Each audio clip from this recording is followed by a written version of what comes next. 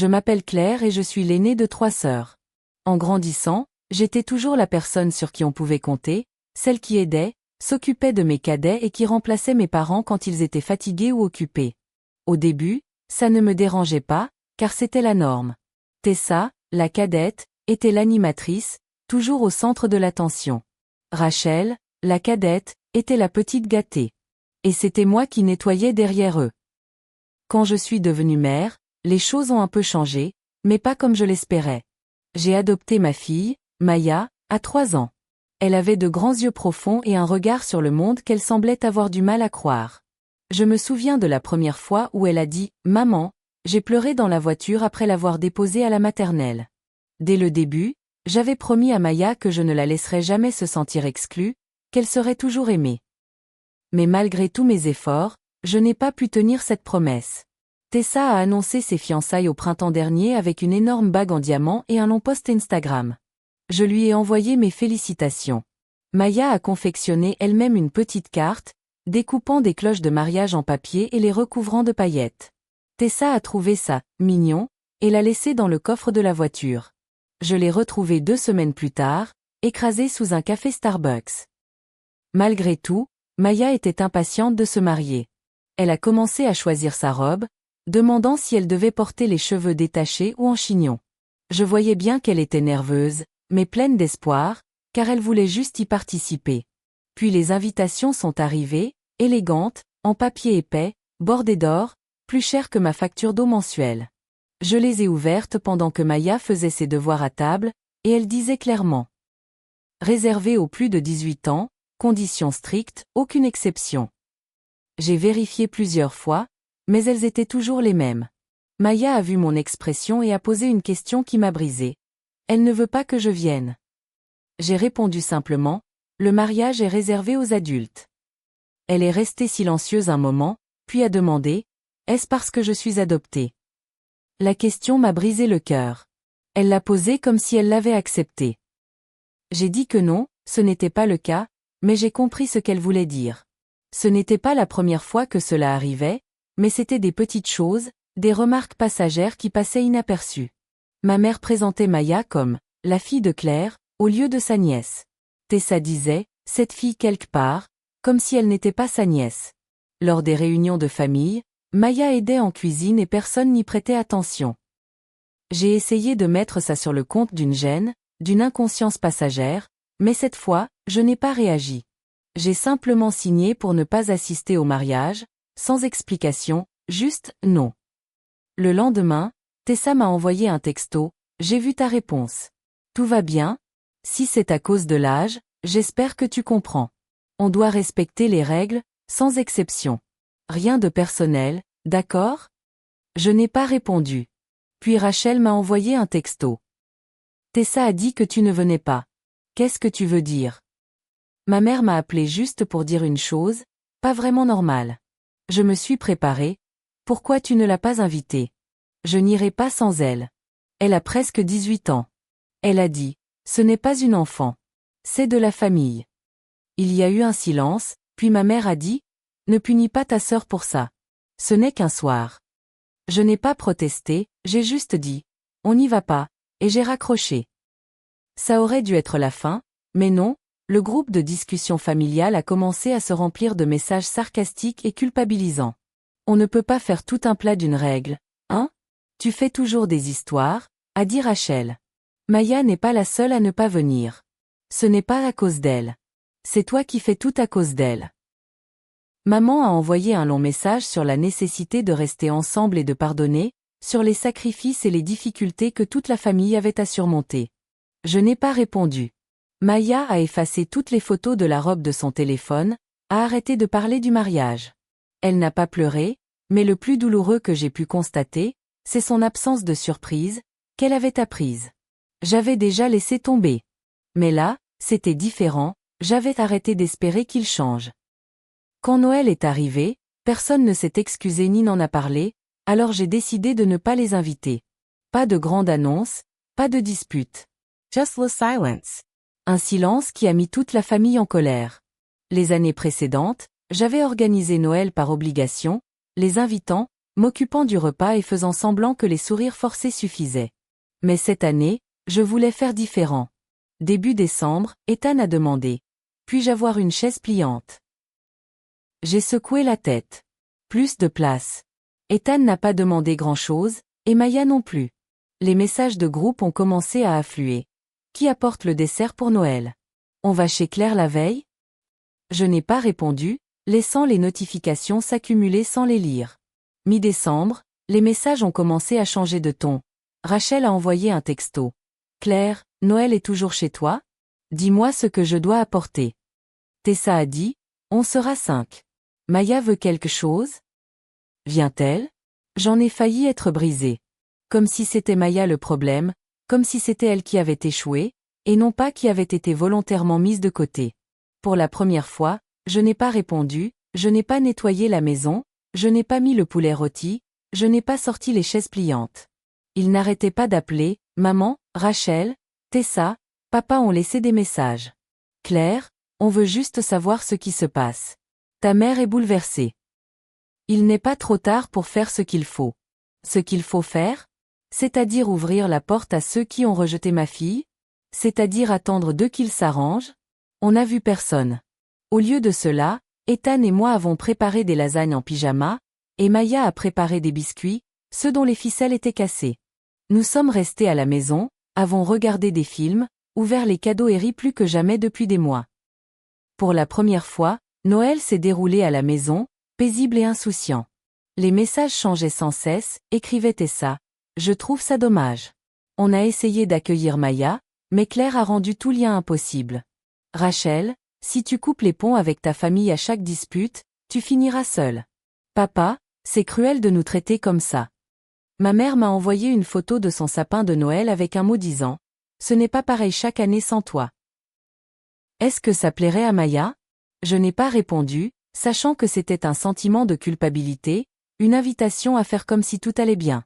Je l'avais déjà fait tant de fois, mais plus maintenant. Quelques jours plus tard, une carte est arrivée par la poste, sans adresse de retour, mais je savais que l'écriture était de ma mère. Tu devrais réfléchir à l'exemple que tu donnes, écrivait-elle. Maya verra avec quelle facilité tu repousses les gens. Ces mots m'ont marqué, car j'ai compris que c'était exactement ce que je voulais montrer à Maya. Le véritable amour n'exige pas que les gens se rétractent, ne les oblige pas à se taire quand leur entourage fait semblant de ne pas remarquer leur douleur. Maya n'a pas posé de questions sur les messages, mais je savais qu'elle percevait l'attention. Ce n'était pas elle qui posait la question, elle observait, s'imprégnait, essayant de déterminer quel monde était sûr. Un soir, recroquevillée sur le canapé, le visage recouvert d'une couverture, elle dessinait quelque chose, puis elle a levé les yeux et a demandé « Si je n'étais pas adoptée, les gens m'aimeraient-ils davantage ?» Cette question m'a laissé sans voix. Je me suis assise à côté d'elle. Ma chérie, ils font peut-être semblant d'être plus gentils, mais la façon dont ils traitent les gens différents, ce n'est pas ta faute. Elle m'a regardé, les yeux aussi profonds qu'au premier jour. Je crois que je ne veux plus qu'ils m'aiment. J'ai arrêté d'attendre des excuses. Quelques jours plus tard, papa m'a appelé, je n'ai pas répondu, puis il m'a envoyé un texto. Maman n'arrive pas à dormir. Elle a l'impression de t'avoir perdu. On sait qu'on a eu tort, mais ce n'est pas bien de t'isoler de ta famille. Ce n'est pas toi. J'ai repensé à cette phrase encore et encore. Ce n'est pas toi. Je me demandais si j'étais trop froide, trop susceptible ou trop dure. Maintenant, je sais qui je suis. La dernière personne qui sait ce dont j'ai besoin, ce que je n'accepterai pas, qui sait que maintenir la paix au détriment de sa dignité est une faiblesse enveloppée de tradition. La goutte d'eau qui a fait déborder le vase, ce fut le long message vocal de Tessa, plein de piques sournoises. Elle disait que j'étais trop concentrée sur Maya, que je l'utilisais comme bouclier chaque fois que quelqu'un était méchant, et que ce n'était pas sain, pas parental, mais obsessionnel. Je n'ai pas écouté le reste, j'ai supprimé le message et je l'ai bloqué. Parce que si être follement amoureux de Maya est une obsession, alors oui, j'étais obsessionnelle. Et j'en étais absolument fière. Le nouvel en s'est déroulé paisiblement. Maya s'est endormie avant minuit, tandis qu'Ethan et moi trinquions ensemble avec du thé et regardions le feu d'artifice en silence. Il m'a demandé « Tu t'en souviens ?» J'ai réfléchi un instant. Non. Je ne me souviens que de la version imaginaire, mais cette version n'était pas réelle. Ethan n'a rien dit de plus, mais m'a pris la main. Je ne sais pas ce qui va se passer ensuite. Ils peuvent continuer à essayer, à envoyer des messages, à publier des messages, et même à assister à la remise des diplômes de Maya comme si de rien n'était. Mais j'ai fait mon choix. Je ne ferai pas de scène, je ne riposterai pas. Juste une distance tranquille, et parfois, c'est le choix le plus fort. Un jeudi froid, sombre et calme, je venais de rentrer et j'enfilais mon manteau quand la sonnette a retenti. Personne ne m'avait prévenu. Ethan travaillait de nuit, Maya était à l'étage en train de préparer ses dossiers de candidature à l'université. J'ai ouvert la porte et j'ai vu mes parents dehors, comme en 2007, quand on faisait comme si de rien n'était. Ma mère tenait une boîte de biscuits au beurre brûlé qu'elle préparait quand j'étais petite. Claire, je me suis dit que je devrais passer, a-t-elle dit. J'ai regardé la boîte comme si elle allait exploser. Mon père se tenait à côté de moi, hésitant. On voulait juste entrer et discuter. J'ai dit non. L'instant était inattendu, mais il a été de courte durée. Ma mère a essayé de parler à voix basse. On voulait juste parler. On est une famille, après tout. Puis elle m'a offert la boîte de biscuits en guise d'offrande de paix. Je l'ai refusée, et son sourire s'est estompé. Ce n'est pas une fatalité, dit-elle d'une voix tendue. On sait que c'est dur d'élever une adolescente, de mettre tout le monde dehors, ajouta papa. On a été patient, on t'a laissé de l'espace, mais ça va te coûter ta vraie famille à cause d'une fille, et ensuite tu vas partir. Je me suis tendue. Elle a 17 ans, dit maman doucement. Elle va à l'université. Tu seras seule. Tu le regretteras. Il y avait plus que ça dans ses paroles, il ne s'agissait pas de guérison, mais de contrôle. Puis elle a dit ce qu'elle croyait au fond d'elle, je crois. Je suis désolée, Claire, mais elle n'est pas de notre sang. Ce n'est pas notre fille. Elle l'a dit doucement, comme si elle me rendait service, comme si elle voulait que j'acquiesce. Au lieu de cela, j'ai pris une grande inspiration, reculé et dit « Sors d'ici tout de suite ». Mon père a levé les yeux au ciel. J'ai dit plus fort « Tu ne peux pas entrer ici, tu ne peux pas prendre le gâteau, me plaindre et penser que c'est de la gentillesse. Tu insultes ma fille devant moi et tu me demandes ensuite pourquoi je ne t'ai pas invité à entrer ?» La voix de ma mère tremblait à nouveau. J'aurai le cœur brisé quand elle me quittera, tu verras. Je n'ai rien dit de plus, j'ai fermé la porte, je l'ai verrouillée et je me suis appuyée contre elle jusqu'à ce que je n'entende plus leurs pas. Le lendemain, j'ai raconté à Maya ce qu'il m'avait dit, notamment qu'elle me quitterait, qu'elle n'était pas ma nièce, que je devrais retourner chez eux. Elle est restée assise en silence, les mains serrées, les épaules raides. Il croit vraiment que je vais te quitter, a-t-elle dit. Non, il l'espère juste, ai-je dit. Tu les reverras. Elle a hoché la tête. Ils n'ont rien à attendre de moi. Je pensais que ce serait la fin de l'histoire, mais peu de temps après, une parente nommée Sarah m'a envoyé un courriel de Rachel à toute la famille. C'était long et sarcastique, révélant que j'avais abandonné ma famille, que Maya m'avait menti, que ma relation avec elle était malsaine, obsessionnelle. C'était mauvais et ils y ont cru. Quelques personnes m'ont contacté pour me poser des questions, mais je n'ai pas répondu et j'ai rassemblé toutes les preuves, SMS, photos, invitations restées sans réponse, chaque instant oublié au fil des ans. J'ai écrit une lettre, sans colère, sans fioriture, juste la vérité. Je l'ai adressée à ma famille élargie, intitulée « Pour ceux qui veulent connaître toute l'histoire ».